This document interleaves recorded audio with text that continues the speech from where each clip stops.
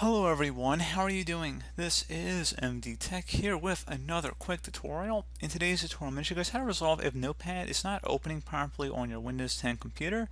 So this should hopefully be a pretty straightforward tutorial, guys, and without further ado, let's go ahead and jump right into it. So all you have to do, it's going to be very simple, is open up the start menu, type in CMD, best result, should go back with command prompt. Go ahead and right click on that and select Run as Administrator. If you receive a user account control prompt, go ahead and select yes. Now I will have one command in the description of my video. I want you guys to copy it and then go up to the top bar of the command prompt window here, right click on it, select edit, and then select paste to paste it in. It's a DISM command. Hit enter on your keyboard.